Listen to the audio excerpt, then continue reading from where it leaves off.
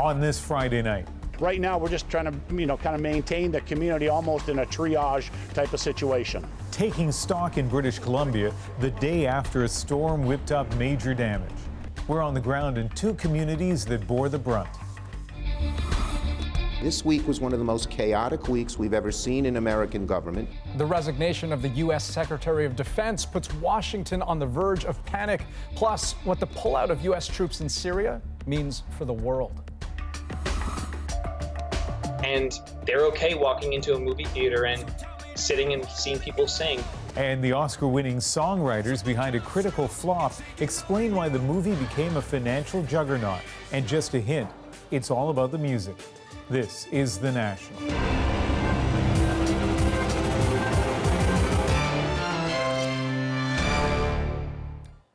We're beginning tonight on the world stage where words matter. Today, in the ongoing dispute between Canada and China, Ottawa used its harshest diplomatic language yet, and Canada's allies joined in too.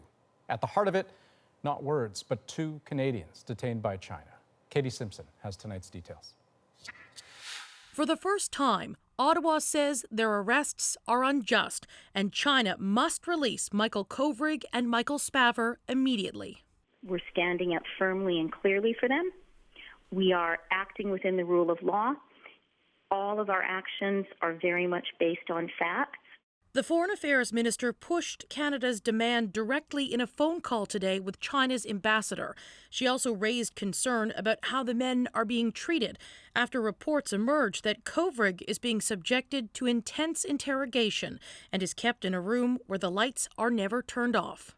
The reports that we have, some of which are public, are definitely not acceptable. And Canada has been very clear about that.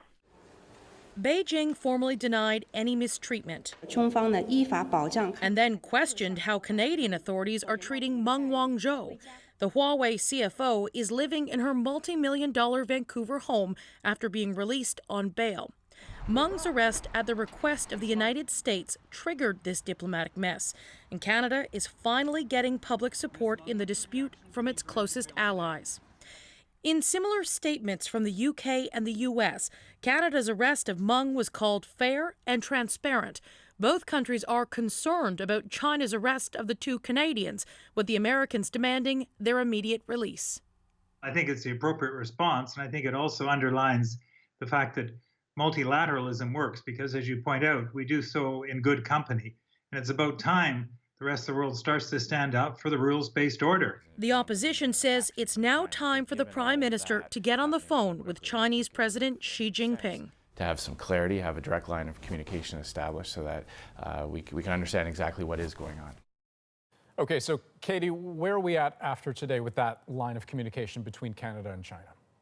Justin Trudeau hasn't personally reached out to President Xi at this point, but he did lead a high-level discussion today where the decision to take on this new tone was really finalized. Trudeau held a call with the Foreign Minister, the Public Safety Minister, and the Defense Minister, along with the National Security Advisor and the Chief of the Defense Staff. On top of strategy, they also talked about firming up more international support. And so, Katie, should we expect any major developments over the holidays? Possibly. Trudeau's inner circle has been warned they may very well be working over the holidays. It's business as usual for the most part in China, so there could be some developments next week. But Canadians shouldn't expect anything dramatic if past situations are any indication of what may happen next. This is likely the start of a very long waiting game. Okay, Katie Simpson in our Parliamentary Bureau in Ottawa. Thanks so much. Thanks.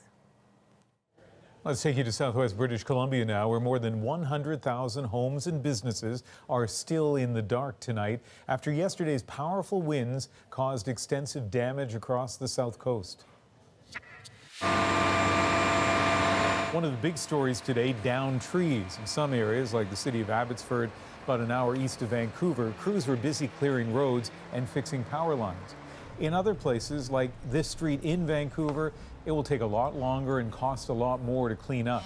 Andrew Starrett came by to help out. I feel bad for these people in their houses around Christmas time. Of course, toppled trees usually mean power outages, and customers of this Canadian Tire in Duncan on Vancouver Island were forced to shop by flashlight. But one of the hardest hit areas tonight is just north of there in Nanaimo, a city of almost 100,000 people. And the storm caused major damage to that city's water treatment plant. Officials say the tap water has been tested. It is safe to drink. But as Renee Filipponi explains, the message is it is critical to conserve.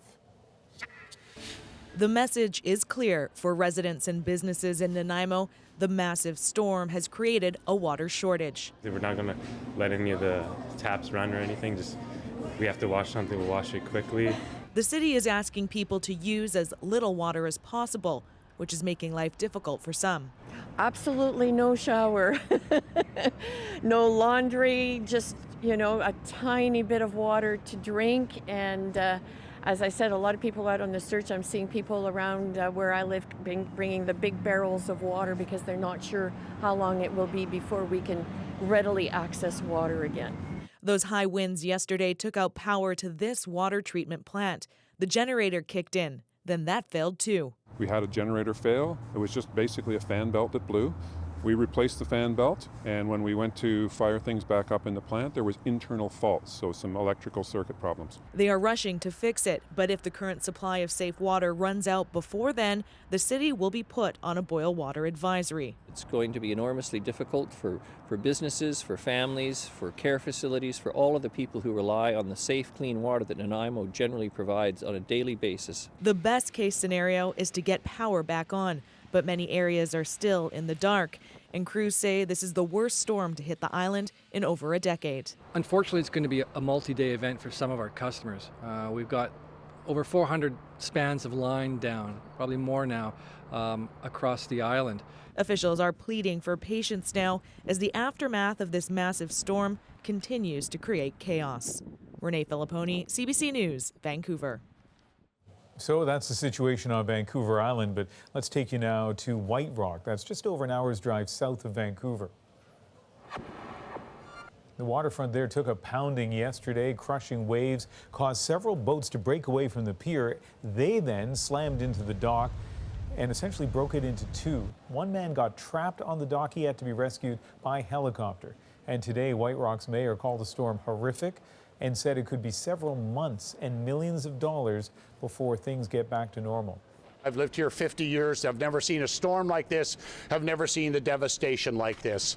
And I want to begin by asking people to be very, very aware of their surroundings now in White Rock. The pier is shut down, is totally unsafe. We're asking people to stay away and off of it. The CBC's Chris O'Neill-Yates spent the day in the seaside community of White Rock. The havoc unleashed by the wind and the waves stretches along White Rock Beach. Shocked, onlookers take it in disbelief. Not that long ago, my family was walking on that pier, and just to see this is the kind of stuff you see in hurricanes in the States, but to see it up here, to see it is unbelievable. At the height of the storm, when the pier broke because of the boats crashing against it, Orrin Perry got trapped on the other side. I wandered off. Unfortunately, I should have stuck with the group. Next thing I know, I'm by myself, and the pier actually was missing. So I realized this is more excitement than I wanted. And as people on shore are watching me, I was like, oh, I'm the idiot on the pier now. That chunk of pier that broke off in the wind and the waves washed right up here on the beach. This is it. I'm standing on it. The wind also downed trees all throughout the region. This one fell in Samantha Dobbins' backyard.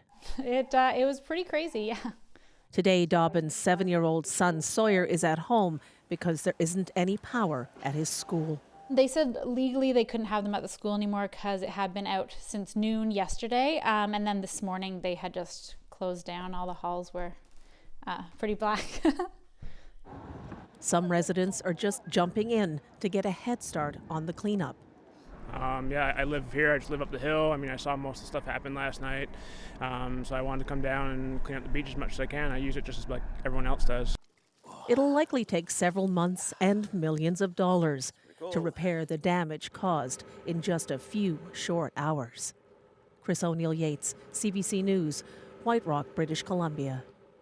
To Washington, D.C. now, where the president and lawmakers spent hours today going back and forth on a spending bill to fund the government. The sticking point, Donald Trump's insistence that it include $5 billion for his border wall with Mexico. President Trump, you will not get your wall. Abandon your shutdown strategy. And it's really up to the Democrats, totally up to the Democrats as to whether or not we have a shutdown.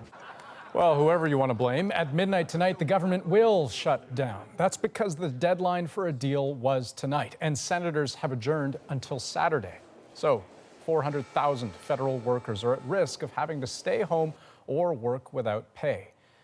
It is one heated battle, but it may not be the hottest right now. Both Republicans and Democrats are dismayed, even angry at Donald Trump over the resignation of the country's Secretary of Defense and the president's decision that seemed to prompt it, pulling troops from Syria. Ron Charles looks at the fallout. Morning. Hey, guys. White House Press Secretary Sarah Huckabee Sanders stepped out to pour cold water on suggestions Donald Trump's announced troop withdrawal from Syria will embolden Iran and bring a smile to the face of Russian President Vladimir Putin. Look, the idea that Putin is happy about this is ridiculous. He's not. This puts a greater emphasis and makes them have to actually step up and do something and do more in the region. It puts them at a greater risk. So I think that's just silly. But that idea came from Putin himself, who applauds the move. Just one day later, the resignation of Trump's defense secretary, James Mattis. His resignation letter, an 8-paragraph shot across the bow of the Trump administration for appearing to denigrate U.S. allies while embracing autocratic rivals like China and Russia. Never seen anything like it. Nothing like it. Michael Carpenter was foreign policy advisor to former Vice President Joe Biden. This president has shown that he disparages our allies and has called NATO, our most important alliance, obsolete. And so this is the nub of the disagreement between Secretary Mattis and the president. There's widespread concern about what happens to U.S. foreign policy now that the administration won't have Mattis to explain the benefits to U.S. national security of alliances and the need to rebuke countries that do wrong. There won't be that check on Trump's worst impulses in the Situation Room in the White House. Some U.S. lawmakers say this latest departure confirms the White House is in disarray. There is chaos now in this administration. This week was one of the most chaotic weeks we've ever seen in American government. Republican Senator Lindsey Graham tweeted, "Our nation is better than this," and called for Senate hearings on the troop withdrawal. He also wants the president to reverse his decision, something Trump refuses to discuss. Ron Charles, CBC News, Washington. Now, according to reports, Mattis wasn't the only member of Trump's cabinet against the idea of pulling U.S. troops from Syria. In fact, there had been no formal policy review, and from Washington to the Pentagon to the capitals of foreign allies, officials were in the dark right up to the moment Trump announced the withdrawal. We have won against ISIS. We've beaten them, and we've beaten them badly. That statement alone raised alarm, because the fighting against ISIS clearly continues. The U.S.-led coalition launched more than 200 airstrikes just last week.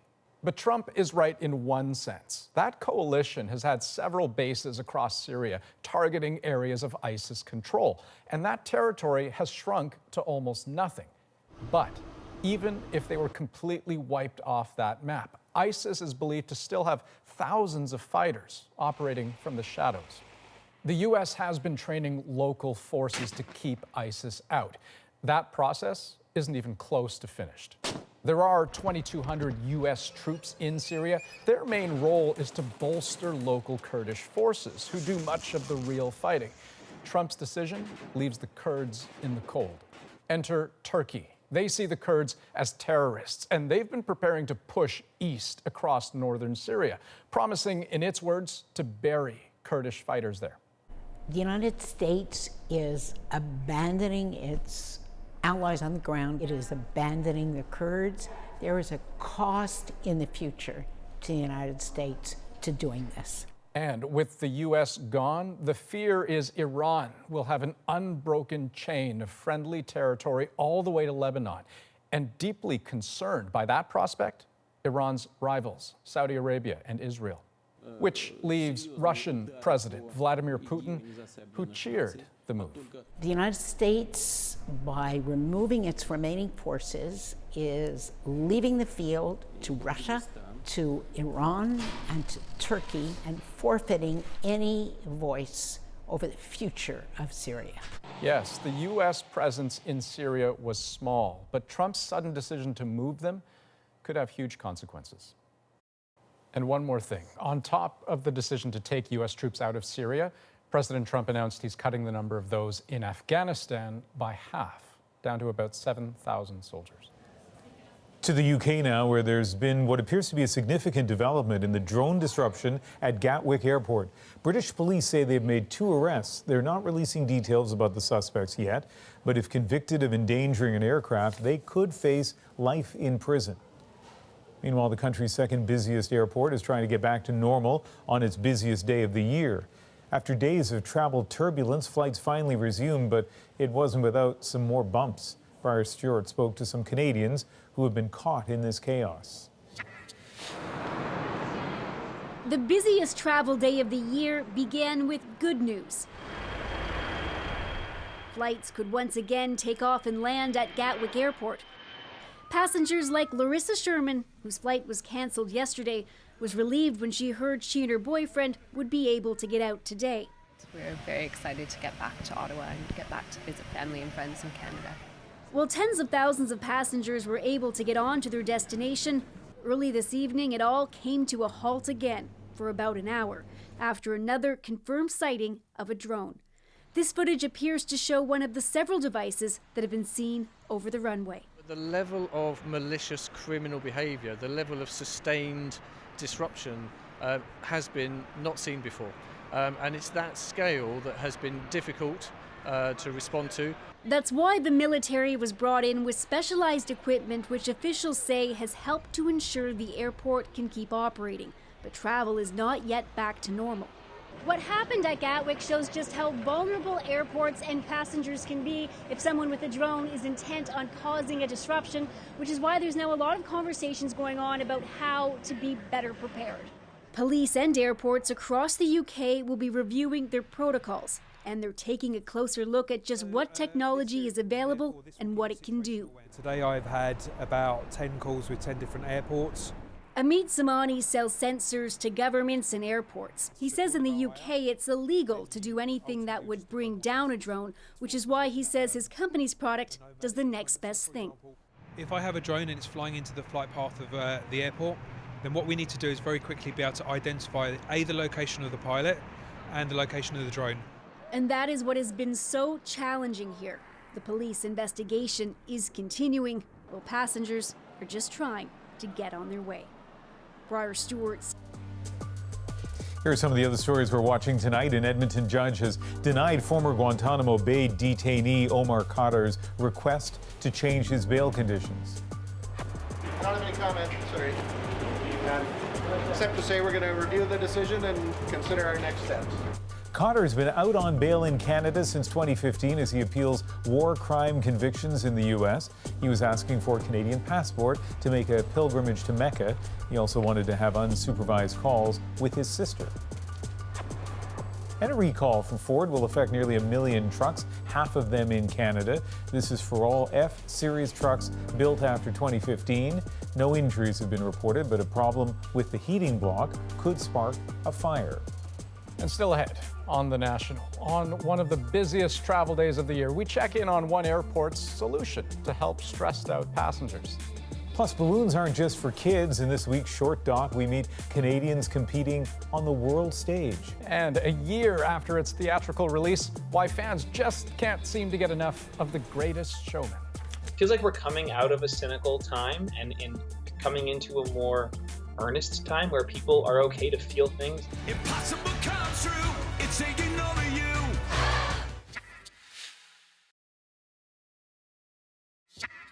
This is brave, this is bruised, this is who I'm meant to be, this is me. Look out, see here I come. When The Greatest Showman hit theaters, the reception wasn't so great. It was skewered by critics and had a dismal opening weekend, but that was last year. Ever since, in a surprise plot twist, that musical about the life of circus impresario P.T. Barnum has actually become quite the success story. All told, it's earned $500 million at the box office. The soundtrack is a top-selling album of the year in the US and the UK. And the star, Hugh Jackman, just announced a world tour where he's going to be performing songs from the film. And tickets are going fast. So, what gives? Deanna Sumanak-Johnson has the answer. So tell me, do you want to go? They went to see it a year ago, but Gianluca Ferrara and his mom Daniela are still under the spell of the musical The Greatest Showman. It felt like a show more than just a movie. It was a very immersive experience. The music stood out. You just want to be there. You want to sing with them. Impossible comes true. It's taking over you. The Greatest Showman tells the tale of circus magnate P.T. Barnum, played by Hugh Jackman. When it first opened, it didn't exactly seem poised for greatness. Critics called it the shrill blast of nothing and an awful mess. But a year later, it's achieved the status of a box office phenomenon. The Greatest Showman is an easy target for a traditional film critic because it doesn't have any lofty aspirations to really move you through its dialogue or its dramatic scenes. It just wants to entertain. And entertain it did, says film critic Ali Plum, mainly for one reason. The reason why this film is a success is because of the music, and pretty much the music alone. The soundtrack was so popular, they now issued a reimagined second album with stars like Pink belting the film's tunes. Songwriters Justin Paul and Benj Pasek, who already have an Oscar for La La Land and a Golden Globe for The Greatest Showman, now have a Grammy nomination too. Feels like we're coming out of a cynical time and coming into a more earnest time where people are okay to feel things, and they're okay walking into a movie theater and sitting and seeing people sing. I'm not scared to be seen. I make no apologies. This is me. When we were writing the song "This Is Me," it felt like a song that had that could potentially be resonant for a lot of people. I've learned to be ashamed of all my scars. A lot of fans posted their own versions of the film's songs on YouTube and attend movie sing-alongs. For his part, Gianluca Ferrara, who studies graphic design, decided to make posters inspired by the movie. He is now selling them on the craft website Etsy, and he says the demand is out there. I guess they want a piece of that to remember down the road. Ready? Showtime. A continued homage to the movie that attempted a high-flying act and landed with a flourish. Deanna Sumanak-Johnson, CBC News, Toronto.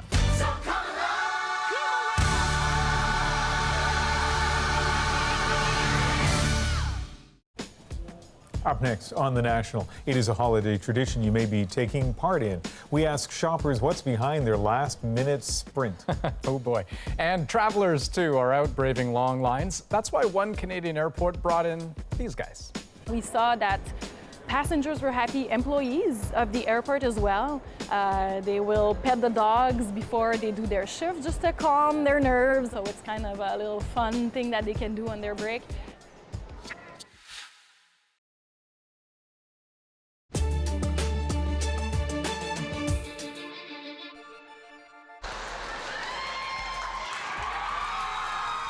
We have an update on a story from earlier this week. A Manitoba judge refused to prevent some junior hockey teams from leaving their league. Lawyers representing First Nations teams said the, quote, white teams got together to form a separate league and described that move as racist, but the judge said he couldn't determine what the motivation was. In Hungary, thousands of people took part in fresh protests against new labor laws. Some are calling them slave laws. They marched through the streets to the president's office, angry he signed the legislation. The new rules would allow employers to demand up to 400 hours of overtime a year, but pay could be delayed by up to 3 years. There were commemorations in southern Scotland today marking the 30th anniversary of the Lockerbie bombing. Wreaths were laid at a memorial with the names of all 270 people killed when a Pan Am aircraft exploded over the town in 1988. 4 of those victims were Canadian. And U.S. Supreme Court Justice Ruth Bader Ginsburg has had surgery to remove 2 malignant growths from her left lung. This is her 3rd bout with cancer since joining the court in 1993. She'll stay in hospital a few days, but doctors say currently no additional treatment is planned. A trifecta of holiday days and traditions hit all at once today, making it an especially busy one. Not only is this the first day of winter, it's also this holiday season's most hectic day at the malls. And the Friday before Christmas is among the busiest travel days of the year. So stressful. Trying to fly at this time of year on today especially is so stressful. I expected it worse today. So, because I knew it's the worst day of the year. And I said, why am I going? But it's okay. 135,000 passengers traveled through Toronto Pearson, Canada's busiest airport, today. Friday before Christmas, should have known better. I'm having a little delay with my flight right now, which is it's not too bad, but a little bit stressful when you travel a lot and stuff like this happens. Long lines filled with anxious travelers. There were similar scenes across the country. Jayla Bernstein takes a look at what one airport is doing to try to help out stressed out passengers. At Montreal's Pierre-Elliott Trudeau Airport, they call this crew the Pet Squad. It's a team of 30 volunteers and their dogs with one mission: cuddles. These are our dogs, and we just come and volunteer and hang out. So we're just here to make people's day better. So I hope we did that. You're welcome. You're welcome. Good. Sisters Tammy and Tracy Gallagher have been volunteering together here since the squad launched in October. Now they're a permanent fixture. So I want my cuddles too. We saw that passengers were happy, employees of the airport as well. They will pet the dogs before they do their shift just to calm their nerves. So it's kind of a little fun thing that they can do on their break. With an average 55,000 travelers passing through each day, the holiday season is the busiest of the year for the airport. A stressful time for many traveling families, which makes the Pet Squad even more appreciated. Oh, look at Santa's here too. When I saw the dogs, it was like an instant, like, oh, like they're so cute, they're so sweet. It's like a little ray of sunshine, you know, in all the stress of traveling, especially with kids. I thought this was the best thing since sliced bread, because there is something about an animal to calm you, and to calm you in lines like this in a busy travel day before all the holidays. They let passengers approach them first in case people have allergies, but most passengers, and journalists as well, seem to get a kick out of the experience. And the dogs and their owners love it too. So you don't really know the ripple effects you have. And we need more of that in this world, you know? Jayla Bernstein, CBC News, Montreal. If you were traveling today, there's a pretty good chance you were doing some shopping, and I don't mean online.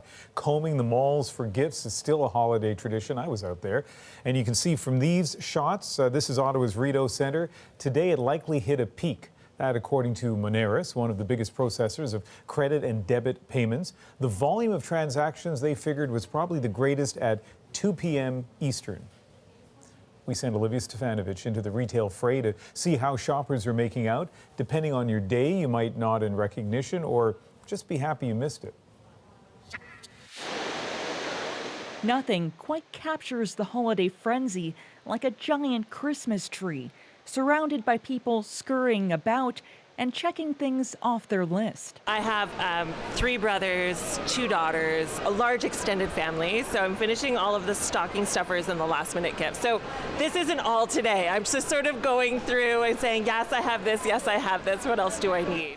Last minute shoppers trying to score bargains to treat others and even themselves. So what are the things you got?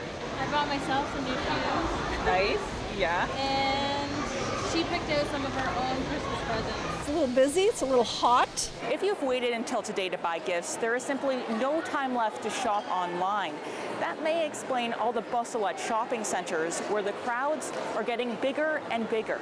Even with the rise in online sales, retail analysts say Canadians still want the in-store experience. For community, for gathering, there's nothing better than an in-person, whether that's your small Main Street retailer or whether that's a large shopping mall like this. it brings people together. Malls are taking note. So we're focused on really great experiences, whether it's a tree lighting, a gift wrap valet. It seems to be working. So much so that 2 sets of hands are needed.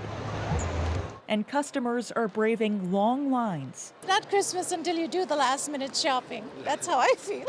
But Omar Denaya and his mom don't mind the wait. They're celebrating his return from school in Boston. It's good to be back home for sure. It's been a long time. Because that's what this time of year is really about. Loved ones reuniting, spreading generosity and joy. Cheese! Yes, good dog! Olivia Stefanovic, CBC News, Toronto. Well, there you go. A little bit of joy amid the chaos. Okay, still ahead on the National. A mother and son went to the mall to give back for the holidays, but little did they know a complete stranger would return the favor. After he gave Winston the dinky car, he said he had something for me too. And he gave me this Christmas card, and it has a Tim Hortons card inside it, and it's signed from Santa. You'll meet that secret Santa in our moment, but first. The lesson that I learned is you have to live life to its fullest. This will be a Christmas like no other for the people of Arlington Woods. That's a neighborhood in Ottawa struck by a tornado in September. It tore down trees, spread destruction. The place looked like a logging camp. And 3 months later, some front doors are adorned not with wreaths, but notices from city inspectors. Many will not be home for Christmas, but there's still a holiday spirit in the Noro family home. I think we're really fortunate to still be in our house, and you know, given all the patches and missing things, we're just still happy to be here. And yeah, I mean, life goes on. 31 trees fell on their property, 4 onto their house, but they're still putting on a festive face with bright snowmen in the yard and lights strung for all to see. When they pass by our house and they see kids playing on the carpet and like the lights outside and our trees in the backyard from the ones that we planted, it's really happy. It's like a signal that everything's gonna get better. Indeed, the spirit that infused this community in the wake of the storm, it hasn't stopped. 1, 2, 3. Earlier this week, 10 families gathered to sing carols. It's a neighborhood tradition. Yes, in Arlington Woods, it would seem hope and goodwill reach higher than the tallest trees.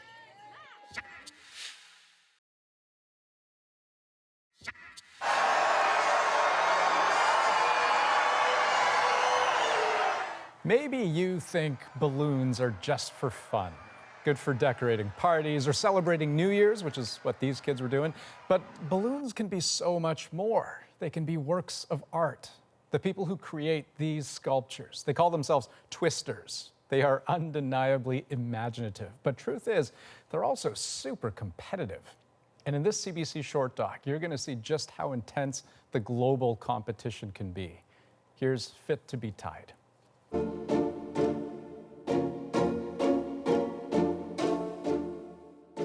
I love competing. This is going to be the first year that we are actually competing in large, so big step up from the medium build. It's a longer build and it's a bigger space. I made a planning book. My background is in project management. This schedule is made up so the red bits represented the critical areas that needed to be done first. On va être une dizaine à travailler pendant 27 heures consécutives sur une pièce. Then we start getting into some of the design elements. I'd prototyped these previously in order to make sure that we could replicate them. Here's a picture of what we are planning to make for our big build.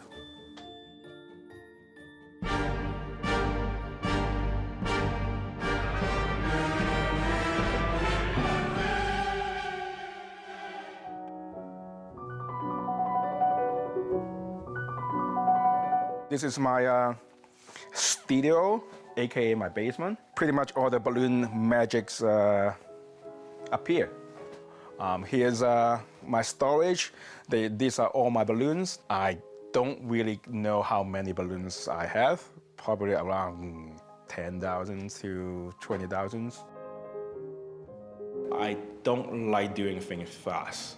So one of the bread and butters for balloon twister is to do like birthdays and parties, and you need to pump out balloons stuff really fast. I hate that because I like to spend time to put on all the details. I might spend like 12 hours just making one thing. And yes, my wife may call me like, why you do that? You're crazy, man. You only charge like $200, but you're making like, you spend like 12 hours. But I says, well, I like to make it. I want to make it because that's something I want to do.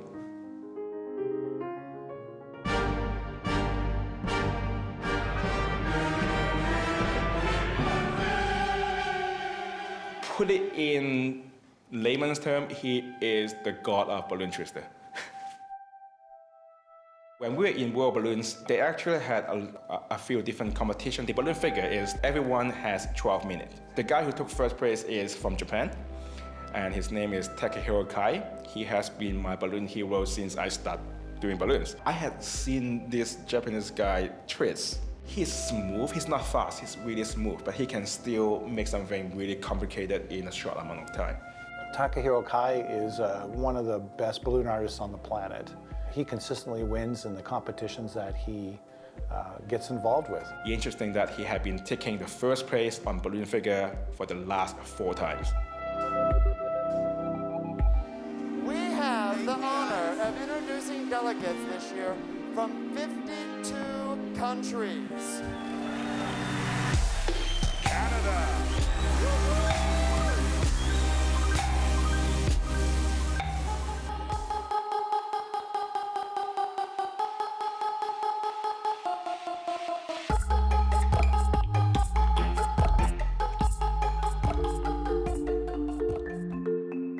We love the people that are attracted to this business because they're passionate about what they're doing. It is the best from around the world.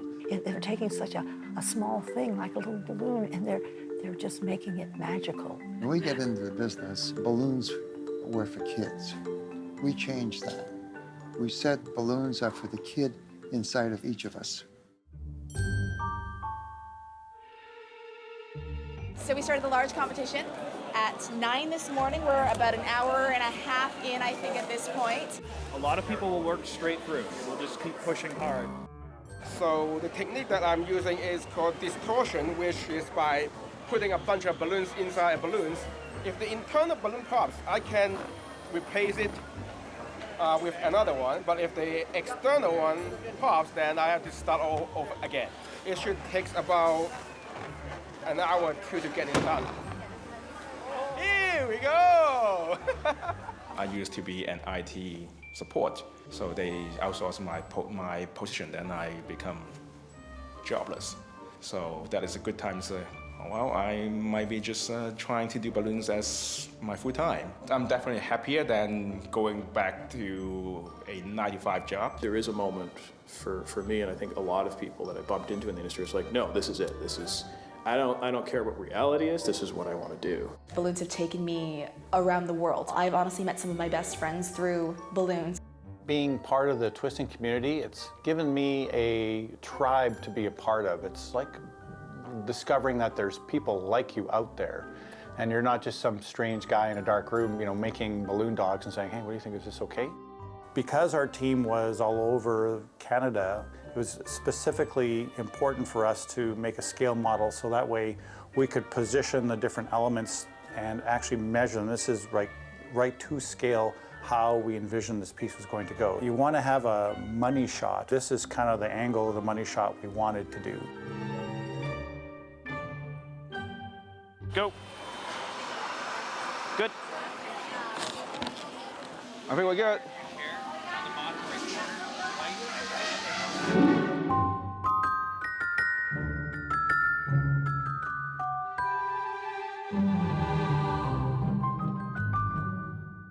So we're done. Yeah. Well, I'm going to go back and take a shower and get ready for the 12 minutes later today. So no sleep. Get to work.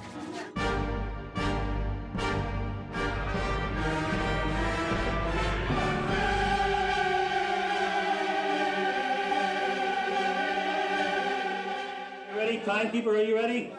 10, 9, 8, 7, 6, 5, 4, 3, 2, 1, go!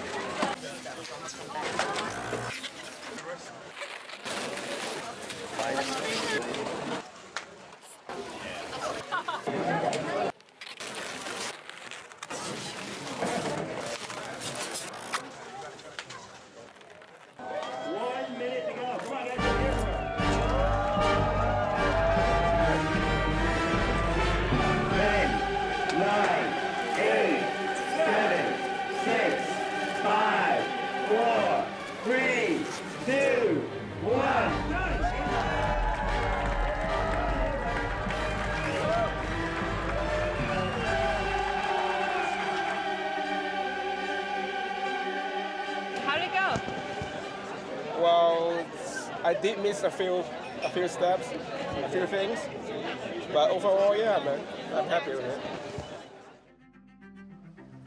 Welcome to the World Balloon Convention Grand Gala 2018.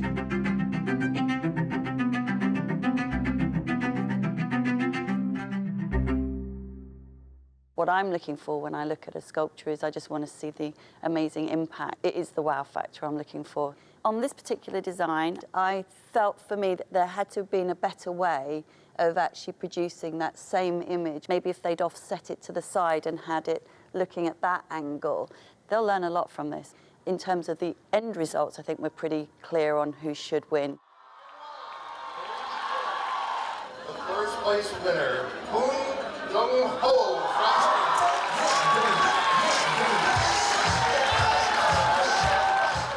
Next up is the balloon figure, which is one of our live events. The first place winner is Takehiro Kai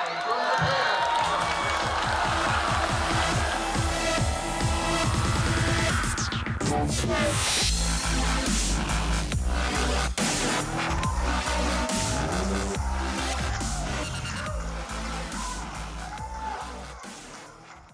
When I don't hear my name, I do have like slightly disappointed time. Well, it's Takahiro. He has some math skill. そうですね、バルーンアートは花のようなものでいつかは枯れてしまいますけど、その短い間でも、人の心を掴んで離さないそういう瞬間が、一瞬でもあるんですよ。まあ、シャボン玉のようなもので、一瞬で消えてしまっても、その一瞬が人の心に残ってずっと残るんですよ。風船はしぼんでしまいますけど、思い出は決してしぼむことはないからそこはいいと思います。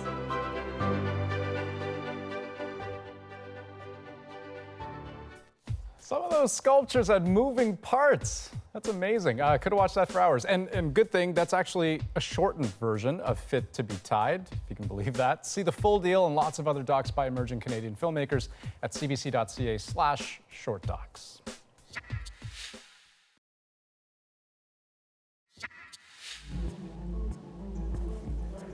Well, shoppers at the biggest mall in Dartmouth, Nova Scotia got their own secret Santa, a stranger handing out toys and gift cards to kids and adults alike. Sarah Cole and her son Winston were among them. I wouldn't generally hug somebody, but I kept hugging him because he made me so happy doing that, and just like he put us in such a great mood for the rest of the day. Thank you, sweetheart. So he put us in such a great mood for the rest of the day, and it just really warmed our hearts to know that there was somebody that's just going out there and trying to be kind. She posted a photo of him online, started hearing from other shoppers who had met him, and our colleagues at CBC Halifax tracked down this mystery Santa. His name is Herbert Helke, and he is the centerpiece of our moment tonight.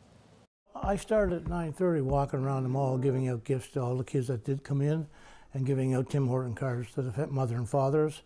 And when this other young lady came with her son, it was the end of my day and I had a few gifts left over, so I thought I'd go up and talk to her and ask permission to give him a gift. And she said sure, and he picked out this gift with the cards. I did last Christmas, I did it. Halloween, I did it. I walked around the mall with about 150 little bags of candy and gave them to kids and Tim Horton cards to people. When my wife passed away last year, I decided to make somebody else happy because where I could not do things for her, I wanted to make other people happy and myself happy and in her honor. They look at me and they go, oh, that's Santa. They call me Santa all year round, you know, when I do it. So it makes me feel good, that's all. Wow. I'm so glad that our colleagues did track him down. Andrew, what a sweet story. And just think of the scene at malls across Canada tonight, scenes of people trying to steal parking spaces from other people, elbowing shoppers out of the way. But this is the second time that big mall in Dartmouth has been in the news for a nice story in the last week or so. Also the place where that guy left his gifts in another car. Anyway, good for the people of Halifax, Dartmouth. Well, and I'll tell you, I feel bad now for two reasons. One, because I'm not out there, you know, doing that sort of thing. But also, so the woman in the setup there, Sarah, who received a Tim Hortons card, she plans to give it to someone else in need who needs it, and she was inspired to pay it forward. I would have just used it to buy Timbits and coffee. I feel like you don't really eat Timbits, but I understand. Sometimes. That's the National for this December 21st. Have a good night. Good night.